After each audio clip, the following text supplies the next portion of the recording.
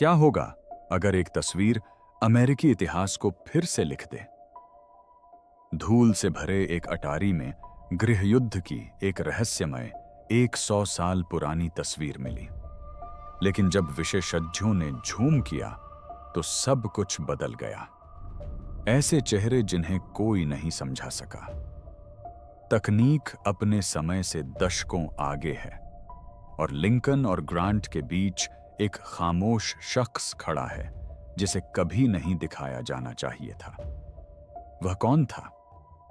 Lincoln ने उस पर भरोसा क्यों किया? इस वीडियो में हम उस तस्वीर की गहराई में जाते हैं जिसने इतिहासकारों को झकझोर दिया, अभिलेखपालों को स्तब्ध कर दिया और एक सदी से अधिक समय से छिपे एक रहस्य को उजागर किया। आप जो देखने वाले हैं वह सिर्फ एक तस्वीर नहीं है, यह एक दबी हुई विरासत है।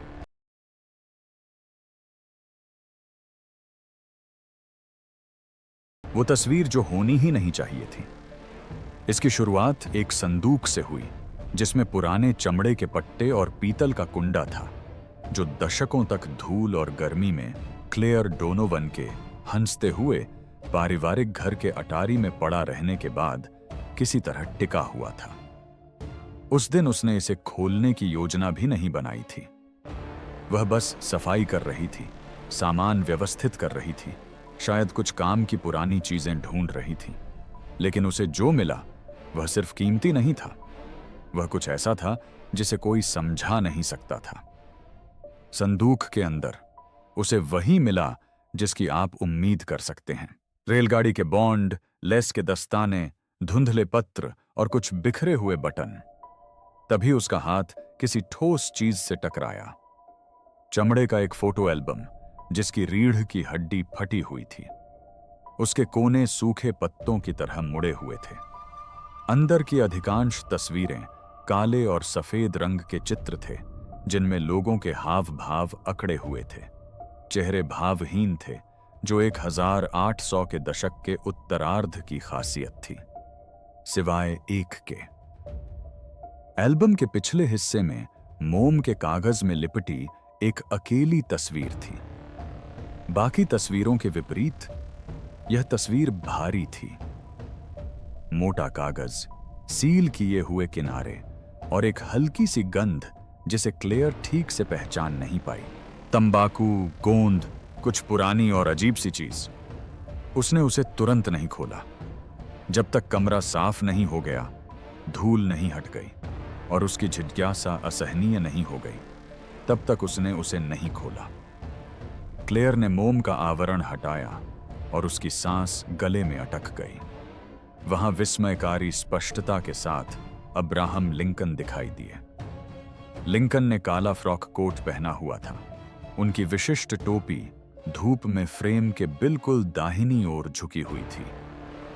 उनके बगल में एक खाली लकड़ी की कुर्सी रखी थी जिसके चारों ओर कई उच्च पदस्थ यूनियन अधिकारी आपस में बातचीत कर रहे थे।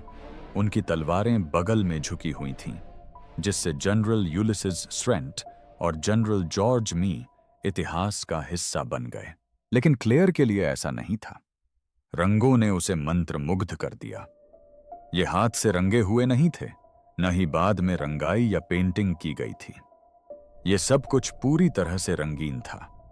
गहरे नीले रंग की यूनियन वर्दी, जूतों का धूल भरा भूरा रंग, कुर्सी की लकड़ी की बनावट, यहां तक कि लिंकन के काले सूट की सिलवटें भी हल्की रोशनी में चमक रही थीं, मानो कोई आधुनिक तस्वीर 19वीं सदी के प्रिंट के रूप में प्रस्तुत की गई हो।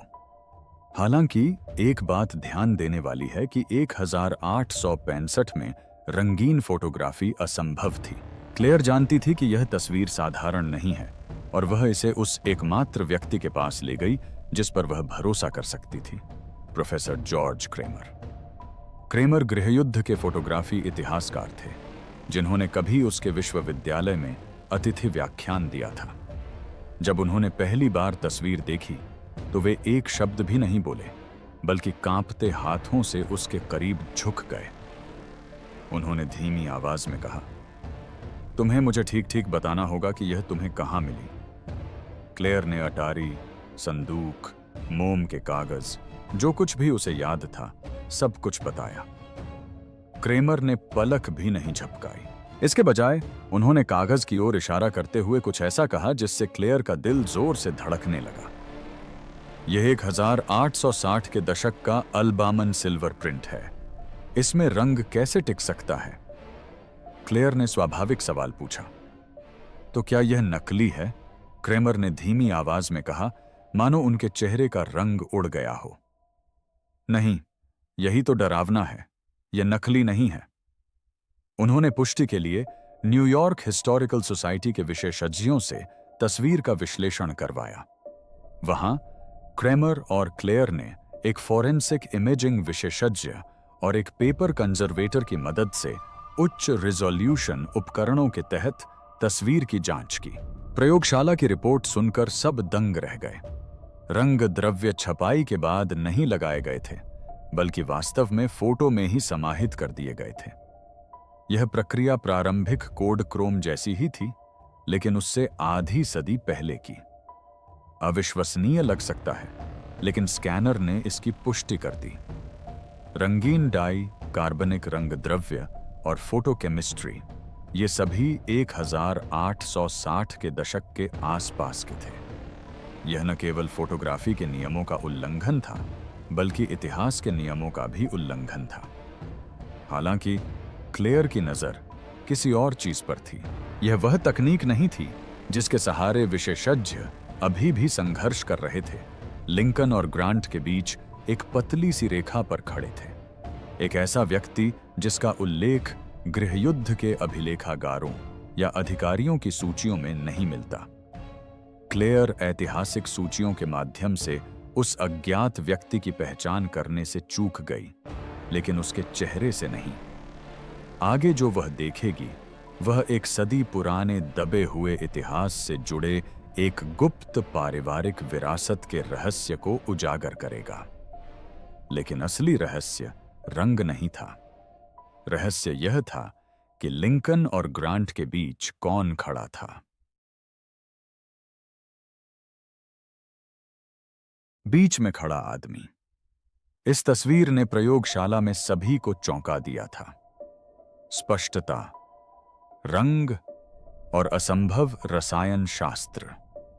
लेकिन जब बाकी लोग रंगों और कागज पर काम कर रहे थे, क्लेयर की नजरें लिंकन और ग्रांट के बीच खड़े उस आदमी से हट ही नहीं रही थीं। वह बाकियों जैसा नहीं था। अधिकारी सख्त मुद्रा में खड़े थे, अपनी मेहनत से अर्जित पदचिह्नों और औपचारिक तलवारों से सुसज्जित। लेकिन यह व्यक्ति सादा लग रहा था। कोई पदचिह्न नहीं दिख रहा था। कोई नाम नहीं था जिसे वह गृह युद्ध के जात चित्रों से मिला सके। उसने वर्दी पहनी थी, हां, लेकिन उस पर कोई प्रतीक चिन्ह नहीं था। उसका चेहरा एकाग्र और स्थिर था, मानो वह सिर्फ तस्वीर का हिस्सा न होकर किसी और ही चीज का हिस्सा हो। तभी उसे याद आया, क्लेयर ने यह चेहरा पहले भी देखा था, किसी पाठ्य पुस्तक या अभिलेख में नहीं, बल्कि अपने पारिवारिक संग्रह की एक पुरानी तस्वीर में। उसने अपने फोन पर एक स्कैन खोला। 1912 की एक तस्वीर, जिसमें एक आदमी खलिहान के बाहर खड़ा था। एक हाथ कुत्ते के सिर पर रखा हुआ था। वह बूढ़ा और मोटा था, किसान जैसे कपड़े पहने हुए, लेकिन जबड़ा, कान, भौहों का हल्का झुकाव, यह वही था, वही आदमी जो लगभग 50 साल पहले अब्राहम लिंकन के बगल में खड़ा था। क्लेयर ने फुसफुसाते हुए कहा, यह मेरे परदादा होने चाहिए। प्रोफेसर क्रेमर ने हैरानी से ऊपर देखा। क्या? वह उनसे फोन पर बात करने की जिद कर रही थी? क्रेमर फोन की ओर झुके। उनकी भौहें तन गईं, क्योंकि वे दोनों तस्वीरों को बारी बारी से देख रहे थे। गृहयुद्ध के किसी भी रिकॉर्ड में उनका नाम नहीं दिखता। क्रेमर ने धीरे से कहा, मानो वह क्लेयर को शामिल करने की कोशिश कर रहे हों। हो सकता है कि वह कोई स्वयं सेवक रहे हों, या शायद कोई आम नागरिक जो वर्दी में पकड़ा गया हो। इसके बाद कई लोगों ने सिर हिलाए। नहीं, विलियम डोनोवन, मुझे याद है, मेरे दादाजी ने कुछ कहानियां सुनाई थीं। उनके दादाजी ने गृह युद्ध में सेवा की थी, लेकिन युद्ध समाप्त होने से पहले ही लापता हो गए थे। इसके अलावा कोई और जानकारी नहीं, बस इतना कि वे वापस नहीं लौटे और उन्हें लापता घोषित कर दिया गया था। उन्होंने अपना कंप्यूटर खोला और गृहयुद्ध के सेवा रिकॉर्ड खोजने लगी। कुछ ही मिनटों में विलियम को मिला डोनोवन, रैंक, मेडिक्स, रेजिमेंट, 104वीं न्यूयॉर्क इन्फेंट्री, स्थिति लापता। आखिरी बार 6 अप्रैल 1865 को देखा गया। एक प्रविष्टि, एक टिप्पणी, कोई स्पष्टीकरण नहीं दिया गया। क्रेमर की निगाहें अभी भी स्क्रीन पर टिकी हुई थीं। 6 अप्रैल ली के आत्मसमर्पण से ठीक 3 दिन पहले, और क्लेयर ने धीरे से सिर हिलाया। तो अगर वह 6 अप्रैल को गायब हो गया था, तो वह 9 अप्रैल को एपेमेटिक्स में लिंकन के साथ खुद की कल्पना कैसे करता है? क्रेमर ने कोई जवाब नहीं दिया। वह पहले से ही अपने लैपटॉप में खोजबीन करने में व्यस्त था, तेजी से टाइप कर रहा था। कुछ क्षण बाद उसने ऊपर देखा। एपेमेटिक्स में लिंकन की कोई जांच तस्वीरें नहीं हैं, केवल नक्काशी, रेखाचित्र और पत्र हैं। लेकिन अगर वाकई यह पहली तस्वीर थी जिसने इसे कैद किया, तो क्लेयर को बेतहाशा गर्व महसूस हुआ, फिर उतनी ही घबराहट भी हुई। क्या इससे यह साबित हो सकता था कि उसके परदादा युद्ध क्षेत्र के चिकित्सक से कहीं अधिक थे, या बस गलत समय पर गलत जगह पर मौजूद थे? लेकिन अगर यह जानबूझकर उन्हें फंसाने की कोशिश थी, अगर किसी मशरूम ने दुर्भावना से उन्हें उस तस्वीर में डाल दिया था, तो किसी और ने यह सुनिश्चित किया था कि दुनिया उन्हें भूल जाए। यह महज एक संयोग से कहीं अधिक लग रहा था। मिटाए गए रिकॉर्ड, अस्पष्ट पारिवारिक अफवाहें और एक ऐसी तस्वीर जो शायद कभी इतिहास में रहने के लिए नहीं थी। लेकिन डोनोवन के बारे में चुप्पी कोई ऐतिहासिक विस्मृति नहीं थी। ऐसा लग रहा था मानो सब कुछ सुनियोजित और योजनाबद्ध तरीके से किया गया हो, मानो उसे अब तक दफनाने की तैयारी में कोई बड़ी साजिश रची गई हो। उसे अचानक अपने दादाजी का एक पुराना पत्र याद आया, जो उम्र के साथ पीला पड़ गया था और मुश्किल से पढ़ा जा सकता था। यह विलियम डोनोवन द्वारा लिखा गया था और युद्ध की समाप्ति के कई दशकों बाद का था। लेकिन एक पंक्ति उसे अचंभित कर रही थी। अगर तुम्हें कभी कुर्सी वाली तस्वीर मिले तो उसे जला देना। इसे कभी रखने के लिए नहीं बनाया गया था। मैंने पलक झपकते ही ऐसा कर दिया। यह तस्वीर महज बीते समय की कोई वस्तु नहीं थी। यह खतरनाक था। जो वास्तव में खतरनाक है वह स्पष्ट रूप से दिखाई देता है। उसके आसपास की हवा अब अधिक घनी महसूस हो रही थी, इस ज्ञान से भरी हुई कि इतिहास में कुछ भी उतना स्थिर नहीं रहा जितना दिखता है। प्रयोगशाला टीम ने अपना ध्यान कहीं और लगाया, लिंकन या ग्रांट पर नहीं, बल्कि उन्होंने उस व्यक्ति पर ध्यान दिया जो इन दोनों के बीच था, जिसे इतिहास ने भुला दिया था। गायब नहीं हुआ, बल्कि छिपा दिया गया। गला साफ करते हुए मिटाया नहीं गया, बल्कि चालाकी से अस्तित्वहीन कर दिया गया। और अब तस्वीर के आगमन के साथ एक पुण्य उभरता हुआ विषय उस प्रश्न को सामने लाता है जिस पर शायद ही कभी बात की जाती है। क्यों? अगर विलियम डोनोवन को लापता घोषित कर दिया गया था, तो उनकी गुमशुदगी के बाद की एक तस्वीर में वे अब्राहम लिंकन के बगल में क्या कर रहे थे? लिंकन का गुप्त नेटवर्क। पहली नजर में विलियम डोनोवन एक अपवाद थे। गृहयुद्ध के सबसे ऐतिहासिक रूप से महत्वपूर्ण क्षण में चुपचाप खड़े थे। फिर भी हर जात सूची में उनका नाम नहीं था। कोई सैन्य पदवी नहीं, कोई पदोन्नति का रिकॉर्ड नहीं, यहां तक कि मृत्यु सूचना भी नहीं। बस एक मामूली सा उल्लेख, युद्ध में लापता, 6 अप्रैल 1865। लेकिन क्या होगा अगर वह लापता ही ना हो? न्यूयॉर्क हिस्टोरिकल सोसाइटी की प्रयोगशाला में प्रोफेसर क्रेमर ने युद्ध विभाग के अभिलेखागारों में और गहराई से छानबीन की। उस शाम देर से उन्होंने घंटों पढ़ने के कारण भारी आवाज में क्लेयर को फोन किया। मुझे कुछ मिला है, उन्होंने कहा, तुम्हें अभी यहां आना होगा। जब क्लेयर पहुंचे तो क्रेमर ने समय बर्बाद नहीं किया। उन्होंने अप्रैल 1865 का एक दुर्लभ फील्ड रिकॉर्ड निकाला। यह एक विस्तृत झापन की सिर्फ एक पंक्ति थी। WD ने ऑल के इस अनुरोध को गुप्त रखा कि उसका नाम दर्ज न किया जाए। आवश्यकता पड़ने पर ही हथियार निकाले जाते हैं। क्लेयर ने पलकें झपकाईं। WD क्या है? युद्ध विभाग, क्रेमर ने उत्तर दिया। और अल, यह शायद लिंकन का उपनाम है। यह उनके कुछ करीबी सहयोगियों द्वारा निजी बातचीत में इस्तेमाल किया जाने वाला उपनाम था। कमरा एकदम शांत हो गया। एक गुमशुदा तस्वीर से शुरू हुई बात अब एक आधिकारिक दस्तावेज से जुड़ गई थी, जो इतिहासकारों के बीच असामान्य बात का संकेत दे रही थी कि अपने अंतिम दिनों में लिंकन ने एक अनौपचारिक गुप्त इकाई बनाई होगी जो सार्वजनिक सैन्य पदानुक्रम से बाहर काम करती थी, जिसमें विलियम डोनोवन जैसे लोग शामिल थे।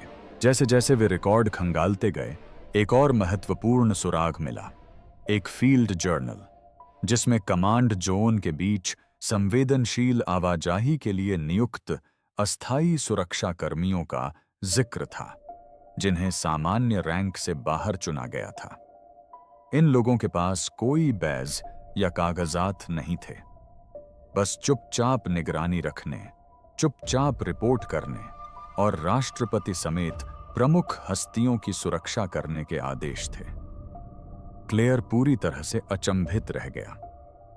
तो आप कह रहे हैं कि लिंकन ने अपना खुद का नेटवर्क बनाया था, यानी आधिकारिक सैन्य बल से बाहर की एक टीम? क्रेमर ने सिर हिलाया। अफवाहें तो हमेशा से थीं, लेकिन मैंने इससे ज्यादा ठोस सबूत कभी नहीं देखा। सबसे बड़ा सबूत शब्दों में नहीं, बल्कि कपड़े में मिला। फोरेंसिक इमेजिंग विशेषज्ञ एल्सा फोटो से स्कैन को एडजस्ट कर रही थी कि डोनोवन के कोट पर उसकी नजर पड़ी। यहां कुछ तो है, उसने धीरे धीरे झूम करते हुए उसकी यूनिफॉर्म के कॉलर पर कहा। उसकी जैकेट के लैपल की तह के नीचे एक छोटा, बारीकी से सिला हुआ पैच छिपा हुआ था, जो लगभग दिखाई नहीं दे रहा था। धुंधला और घिसा हुआ था, लेकिन फिर भी आसानी से पहचाना जा सकता था। उस पर PEC लिखा था। क्रेमर थोड़ा आगे झुका। राष्ट्रपति सुरक्षा समिति। एल्सा का चेहरा पीला पड़ गया। ऐसा कुछ नहीं है, आधिकारिक तौर पर नहीं, क्रेमर ने कहा, लेकिन इसका जिक्र कहीं कहीं हुआ था। सांकेतिक संदेशों में, लिंकन के सहायकों की निजी डायरियों में। यह माना जाता था कि अपने राष्ट्रपति कार्यकाल के अंत में लिंकन को अपने मंत्रिमंडल पर पूरा भरोसा नहीं था। वह कुछ ऐसे लोगों को रखना चाहते थे जो जमीनी स्तर पर जानकारी जुटा सकें, जो सीधे उन्हें रिपोर्ट करें। डोनोवन के कोट पर लगा बैज महज एक दिखावटी चीज नहीं थी, यह एक निर्णायक प्रमाण था, अकाट्य सबूत कि वह युद्ध के अंतिम दिनों में गायब नहीं हुआ था, बल्कि उसे उसके रेजिमेंट से हटाकर लिंकन के साथ तैनात कर दिया गया था। लेकिन और भी सवाल उठे। यह समिति गुप्त रूप से क्यों काम कर रही थी? इसके सदस्य बिना दस्तावेज के क्यों थे? और गुमनामी में जाने से पहले डोनोवन को तस्वीर में इतनी प्रमुखता क्यों दी गई? क्रेमर पीछे झुक गया, अपनी आंखें मलने लगा। लिंकन जानते थे कि युद्ध समाप्त होने वाला है, लेकिन शांति हमेशा से ही डगमगा रही थी। आखिरी समय में उन्हें भरोसेमंद लोगों की जरूरत थी, जनरलों की नहीं, राजनेताओं की नहीं, बल्कि रहस्यमयी शख्सियतों की। विलियम डोनोवन जैसे रहस्यमयी शख्सियतों की। तभी तस्वीर में खाली लकड़ी की कुर्सी की अजीब स्थिति का अचानक एक नया अर्थ सामने आया। महज एक सहारा नहीं, बल्कि एक निशान, एक ऐसी जगह जिसे जानबूझकर खतरे के लिए, फैसलों के लिए, उस पल के लिए खुला रखा गया था जब हालात बिगड़ने पर डोनोवन जैसा कोई व्यक्ति दखल दे सके। अगर क्लेयर ने ध्यान से न देखा होता तो इतिहास शायद इस सब को नजरअंदाज कर देता। लेकिन रहस्य अभी खुलना शुरू ही हुआ था। डोनोवन की वर्दी पर लगे बैज के नीचे एक गुप्त संदेश छिपा था, एक ऐसी पंक्ति जिसे देखते ही रोंगटे खड़े हो जाते। लेकिन उस बैज के और भी गहराई में हाथ से सिला हुआ एक भयावह संदेश छिपा था। वह संदेश जिसने सब कुछ बदल दिया। इस तस्वीर ने पहले ही गुमशुदा नेटवर्कों, गुप्त अभियानों और अब्राहम लिंकन के बगल में मौजूद एक अज्ञात व्यक्ति के बारे में कई सवाल खड़े कर दिए थे। लेकिन जैसे जैसे न्यूयॉर्क हिस्टोरिकल सोसाइटी की प्रयोगशाला में टीम ने अपना विश्लेषण जारी रखा, एक नई खोज ने तस्वीर के रहस्यमय पहलू को भयावह बना दिया। यह सब विलियम डोनोवन की वर्दी की बारीकी से जांच से शुरू हुआ। फोरेंसिक इमेजिंग विशेषज्ञ एल्सा वर्दी के कॉलर को स्कैन कर रही थी। तभी उसकी नजर किसी अजीब चीज पर पड़ी। रुको, उसने बीच में ही रुकते हुए कहा, यहां और भी सिलाई है, सिर्फ बैज ही नहीं। यूनियन कोट के गहरे ऊन में सिले हुए छोटे से पेक बैज के नीचे धागे का एक पतला सा टुकड़ा था, जो इतना हल्का था कि लगभग कपड़े में ही घुल मिल गया था। यह महज एक ढीला धागा या मरम्मत नहीं थी, यह जानबूझकर किया गया था, एक सिला हुआ संदेश। एल्सा ने स्पेक्ट्रल स्कैनर को समायोजित किया और झूम किया। यह रहा, सबके सामने छिपा हुआ। जैकेट के रंग से बस एक शेड हल्के धागे से सिले हुए कुछ शब्द। लक्ष्य सत्यापित, 14 अप्रैल तक इंतजार करें। कमरा सन्नाटे में डूब गया। 14 अप्रैल 1865। वह रात जब राष्ट्रपति लिंकन को फोर्ड थिएटर में गोली मारी गई थी। क्लेयर पीछे हट गई, उसकी सांस गले में अटक गई। क्या आप कह रही हैं कि उन्हें पता था? किसी ने तुरंत जवाब नहीं दिया।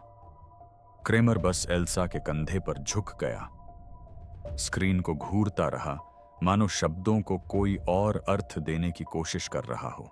लेकिन इसे गलत समझने की कोई गुंजाइश नहीं थी। अगर यह सच था तो संदेश से ऐसा प्रतीत होता था कि विलियम डोनोवन क्ला के परदादा को न केवल लिंकन के जीवन पर खतरे की जानकारी दी गई थी, बल्कि शायद उन्हें लिंकन की मृत्यु तक, यानी उनकी मृत्यु के दिन तक उन पर नजर रखने या उनकी सुरक्षा करने का काम सौंपा गया था। लक्ष्य सत्यापित सुनने में सामान्य गश्ती दल की भाषा नहीं लगती।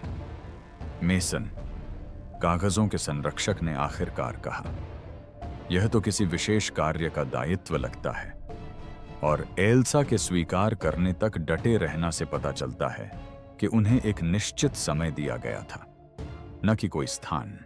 वह लिंकन के करीबी थे और संभवतः अंतिम रक्षा पंक्ति में शामिल थे।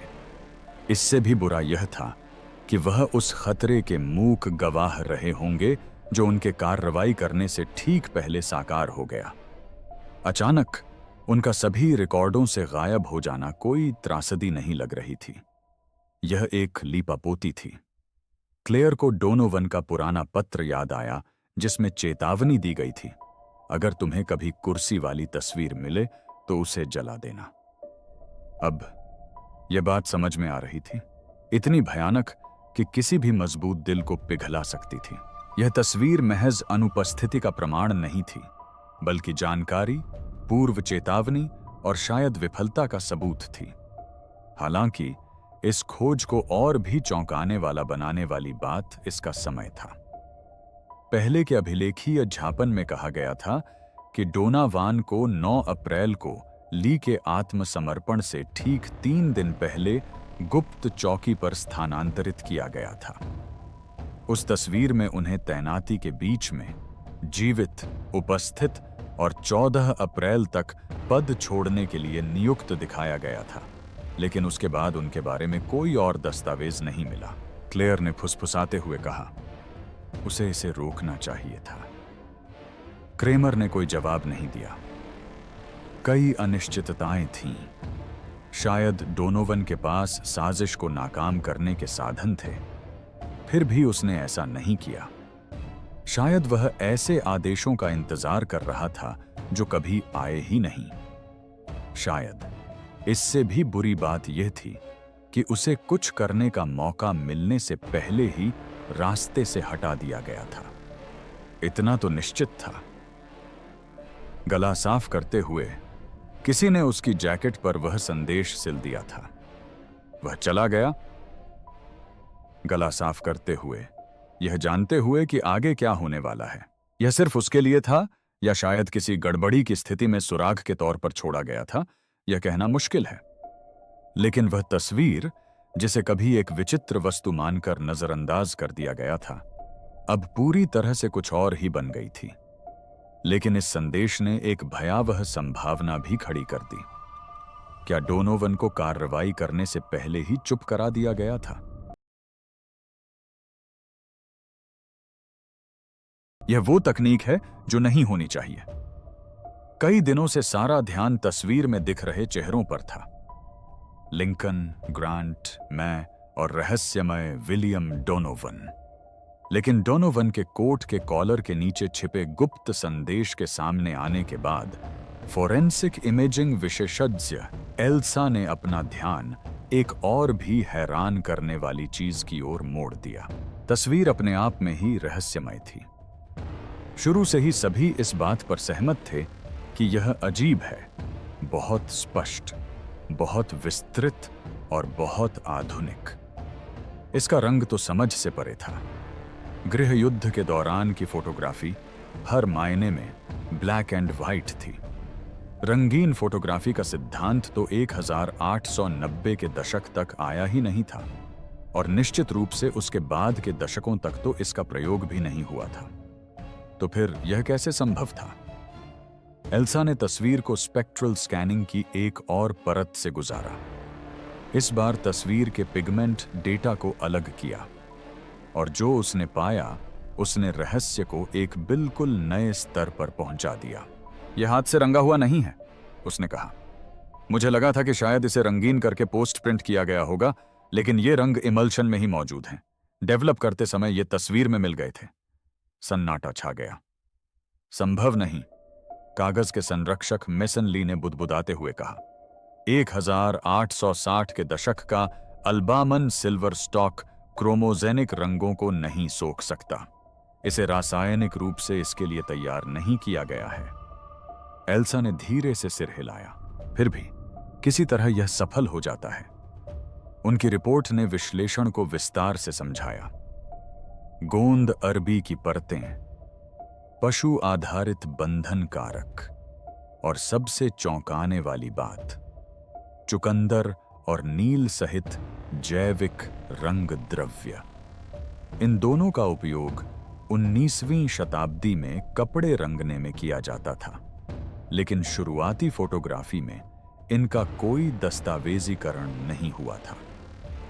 तेल के साथ प्रतिक्रिया करने वाले यौगिकों के साथ मिश्रित और नियंत्रित घोल में प्रकाश के संपर्क में आने पर रसायन कुछ विशेष परिस्थितियों में रंग को बनाए रखने के लिए पर्याप्त समय तक आपस में बंधे हुए प्रतीत हुए। यह स्पष्ट रूप से एक प्रयोगात्मक संकर था, जो आम जनता के लिए बहुत जटिल था और इतना कोमल था कि इसकी नकल करना असंभव था।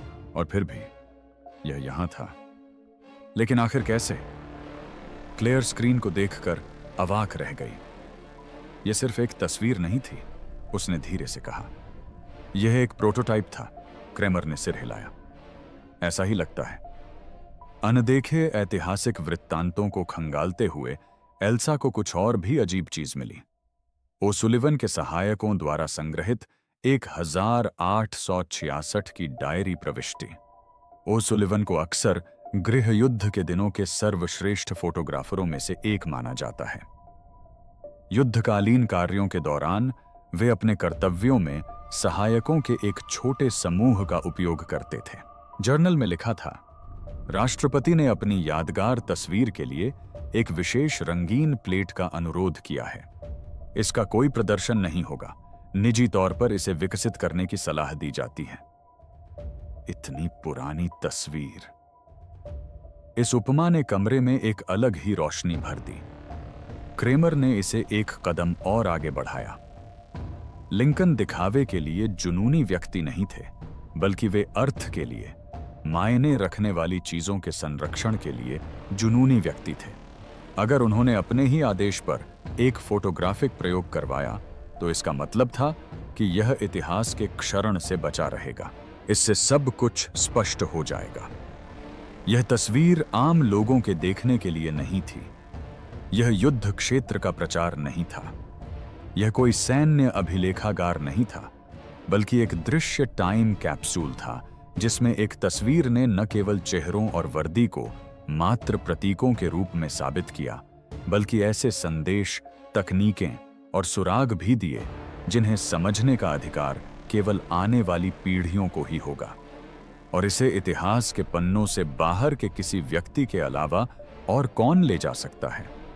कोई ऐसा व्यक्ति जिसका कोई श्रोता न हो और जिसके पास तब तक बताने के लिए कोई न हो जब तक कि ऐसा करना सुरक्षित न हो। विलियम डोनोवन संघ के सबसे शक्तिशाली व्यक्तियों के बीच चुपचाप खड़ा था, लेकिन शायद उसकी असली भूमिका केवल सुरक्षा तक सीमित नहीं थी। हो सकता है वह किसी बड़ी चीज का वाहक हो, किसी उद्देश्य से तैयार की गई तस्वीर का रक्षक हो, या किसी राष्ट्रपति के अंतिम रहस्यों को सबके सामने छुपाने वाले दस्तावेज का। लेकिन फिर एक और मोड़ आया। अगर तस्वीर को गुप्त रखने के लिए तैयार किया गया था, तो डोनोवन ने उसे क्यों रखा था? उसने अपने परिवार को उसे नष्ट करने के लिए क्यों कहा था? एक सदी बाद वह अभी क्यों सामने आई? क्लेयर को तब तक इसका जवाब नहीं पता था जब तक उसे वह पत्र नहीं मिला। मूल फोटो एल्बम के अस्तर में मुड़ा हुआ एक पन्ना, उस पर केवल अल के हस्ताक्षर वाला एक नोट। सवाल यह नहीं था कि फोटो असली थी या नहीं। सवाल यह था कि लिंकन ने इसे बनवाने की इच्छा ही क्यों जताई थी। अल का पत्र। अब तक क्लेयर डोनोवन ने उस सच्चाई को स्वीकार कर लिया था जिसका सामना बहुत कम लोग करते हैं। उनका परिवार अमेरिकी इतिहास के एक भूले हुए अध्याय को सहेज कर रखे हुए था। न कोई अफवाह, न कोई अवशेष। अब्राहम लिंकन के अंतिम दिनों और एक ऐसे गुप्त नेटवर्क से सीधा संबंध जो इतना गहरा दबा हुआ था कि कागजों पर उसका अस्तित्व लगभग न के बराबर था। लेकिन वह तस्वीर जितनी चौंकाने वाली थी, कहानी यहीं खत्म नहीं हुई। रंगीन तस्वीर वाले पुराने चमड़े के एल्बम को दोबारा देखते हुए क्लेयर ने कुछ ऐसा देखा जो उससे पहले छूट गया था। एक नाजुक लिफाफा जो फीका पड़कर बेज रंग का हो गया था, एल्बम के पिछले लिबास में कसकर मुड़ा हुआ था। उस पर कोई पता नहीं था, कोई औपचारिक चिन्ह नहीं था, बस गहरे रंग की तिरछी स्याही से एक नाम लिखा था। विलियम के लिए। कोई उपनाम नहीं, कोई वापसी का पता नहीं, कोई डाक टिकट नहीं। अंदर एक पत्र था, हस्तलिखित। कागज सूखा था, लेकिन आश्चर्यजनक रूप से अच्छी तरह से संरक्षित था। स्याही फीकी पड़ रही थी, फिर भी पढ़ी जा सकती थी। सबसे नीचे एक नाम लिखा था जिसे पढ़कर क्लेयर का गला सूख गया। अल क्रेमर ने दस्ताने पहने हुए पत्र उठाया और उसे जोर से पढ़ना शुरू किया। मेरे प्यारे विलियम, अगर इस युद्ध से कुछ और नहीं भी निकला तो इसने हमें यह सिखाया है कि सच्चाई उन लोगों के लिए शायद ही कभी मायने रखती है जिन्हें इसकी सबसे ज्यादा जरूरत होती है। तुम्हें तलवार चलाने के लिए नहीं, बल्कि तलवार चलाने वालों के बीच खड़े रहने के लिए चुना गया था। शांति के साथ हम जो भी करेंगे वह युद्ध के दौरान किए गए किसी भी काम से कहीं ज्यादा चुनौतीपूर्ण होगा। इसलिए वहां खड़े रहो जहां तुम्हारी उम्मीद न हो, जिसकी जरूरत हो उस पर नजर रखो, और अगर इतिहास तुम्हें भुला दे तो भुला दो। मैं ऐसा नहीं करूंगा। फिर कमरे में सन्नाटा छा गया। न कोई उपनाम, न कोई पहचान, लेकिन उस पत्र की आवाज स्पष्ट थी। लहजा, गंभीरता, हर शब्द में समाया शांत अधिकार। यह न तो कोई सेनापति था और न ही कोई राजनेता। यह उस नेता की आवाज थी जो शायद सच्चाई की कीमत और उसे कितनी आसानी से मिटाया जा सकता है इस बात से भली भांति वाकिफ था। यह पत्र अब्राहम लिंकन ने लिखा था। अगर वह तस्वीर पहेली थी तो यह पत्र उस पहेली का आखिरी टुकड़ा था, क्योंकि इसने वह साबित कर दिया जिसका प्रयोगशाला में सभी को संदेह होने लगा था कि विलियम डोनोवन सिर्फ एक चिकित्सक या भटका हुआ सैनिक नहीं था। उसे राष्ट्रपति ने सीधे युद्ध क्षेत्र में भेजा था, लड़ने के लिए नहीं, मार्च करने के लिए नहीं, बल्कि निगरानी करने, रक्षा करने के लिए, दूसरों के ध्यान भटकाए रखने के लिए, उन लोगों के बीच दिखाई देना जो काम करते हैं। वाली बात लिंकन और ग्रांट के साथ तस्वीर में डोनोवन की केंद्रीय स्थिति से अजीब तरह से मेल खाती है। फिर भी सैन्य अभिलेखों में उसका नाम कहीं दर्ज नहीं है, न तो अधिकारी के रूप में न ही सहायक के रूप में। उसका नाम गुप्त रखा जाना था। निर्देश स्पष्ट था, अगर इतिहास तुम्हें भूल जाए तो भूलने दो।